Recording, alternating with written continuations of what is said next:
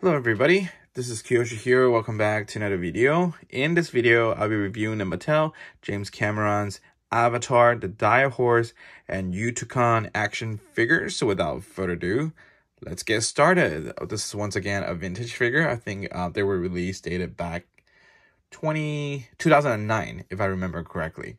Anyways, we'll take a look at Utocon's packaging first. Here we have Utocon. I think he's a clan leader to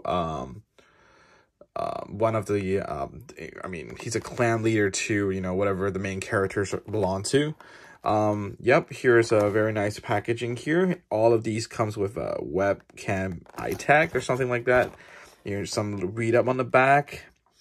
It says Utocon. You guys can pause and read it if you need it. Oh, Omatikaya cling. Anyways, cool. And for Utocon, of course, it came with this little chip, the ID tag, which I guess you can use it. Just go to their website and then it will have some 3D effect going on. Yep, it can also be used as a base stand. One of the pegs is right here. You can actually pack the feet of the figure onto it. Cool. And then also Utocon does come with a bow and an arrow, which is non-removable. It's all in one. It's pretty nicely painted actually for a 3.75 inch figure. Cool. And move these to the side.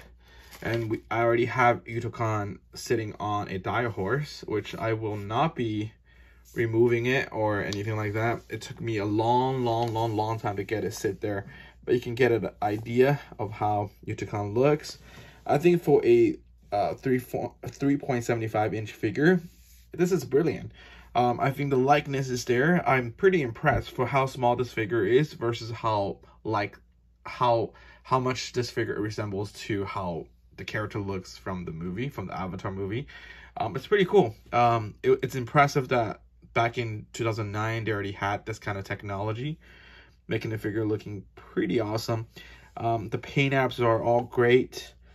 The details are there, you know. There's no complaint here. I think everything looks the spot. Pretty nice. In terms of articulation, very standard articulation. It has like feet movements, you know. There's a little ab crunch here. Hat movement, like very basic 3.75 inch action figure pulsability. So yeah, this is Utocon. And then next is Direhorse. I have two Direhorse here. Cool, let's take a look at the packaging first. Here is the packaging for Direhorse. Very nice. I'm really digging this packaging. Of course, it comes with the eye tag as well. Here's the back, some pulsabilities. This one of these are does have a glow in the dark feature, whereas the other one doesn't. It fits most 3.75 inch figure. And here's the rest of the figures from the series. I have Utocon here. Cool. I do want to collect, maybe not all of them, but I do want to collect more of these. But these figures are expensive nowadays. And here's some read up on Direhorse. It's called Pali in Navi language.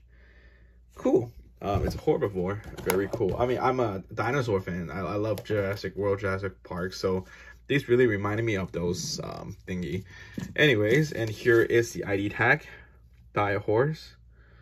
Cool. This looks just really cool. I love this world actually. How they created this world. Cool. Move to the side. Direhorse, when you're taking out from the packaging, you do need a little assembly, but it's pretty easy. Here, they also comes with the instructions how to put them together, so it's pretty simple. Here's a little detail on the light up feature. Cool. I do have two Direhorses. One Direhorse, it's with the light up feature. This one does not have the light up feature. So there's two versions to get. Obviously, the version of the glow in the dark feature is a little bit more expensive versus this is cheaper. I think I got this figure for $20. And I got this figure for I don't remember, not much expensive, 28 bucks, just slightly more expensive, but you can tell the difference of the you know, of course it will be difficult if you're getting a used figure. You'll be able to tell the difference right away. They have a lot of these spots for the glow in the dark figures.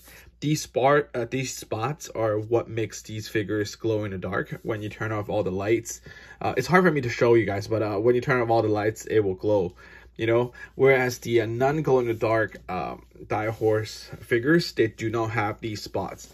You know, you can tell the difference like right away. Of course, if they're brand new, like what I got, mint condition in the packaging, it's gonna be hard. They're gonna have the exact same packaging. You know, they're gonna have the same exact packaging, except one thing. You gotta pay attention to the wording. So it says highly articulated, detailed movie replica with biolume, I hope I pronounced it right, glows in the dark. You have to pay attention to this little line here, you know, glow in the dark. The non-glow in the dark Direhorse figure packaging will not have these words. They will only have 2 lines of the words without the glows in the dark. And also the other thing you can look is the back. The one with the glows in the dark feature will have this little window display here. Not window display, photo display here saying, you know, with biolume glows in the dark. The regular version without the glow in the dark features will not have this. You would just have this little picture without this little small window right here. So yeah, those are the things to look up for. Anyways, here is the Direhorse. I mean, they have the same feature. The only difference is, of course, just pretty cool. I think the details are amazing. They have all these pearl blue, pearl gray going on all over the figure, and of the lead with the feet with these like zebra stripes. Very nice.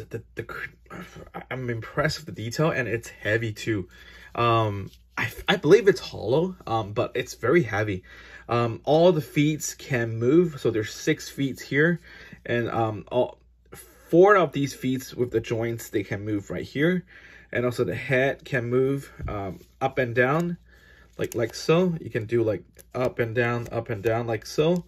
And tails, there's no movement to the tails, and the face can also move as well. You can go up like this, down, up, down, even twist a little bit left to right, like so. It's pretty impressive in terms of its articulations. I am pretty thrilled when I got this out of the packaging, because I was thinking, you know, it's probably have very limited articulations in general speaking, but it actually has quite an amazing articulation going on. Yep. Once again, I think these are pretty cool figures. They're vintage as well. They're pretty expensive in the secondhand market, you know. But once in a while, you know, just keep digging. You know, probably you will be able to find some reasonable price sellers. Like my case, I got one of these figures for 20 bucks, the other one for like 28 bucks. I think it's considered pretty reasonable. You know, of course they're more expensive than how they supposed to be or when they were original released, but that's what it is. You know, when you miss the original release and you want to get some vintage figures, you know, years later, some of these figures, especially the figures that become more rare, will become more expensive. But yeah, here is my review on the Mattel James Cameron's Avatar, Direhorse, and Utocon action figures. So thank you guys so much for watching. Now I'll talk to you guys in the next video. Bye-bye.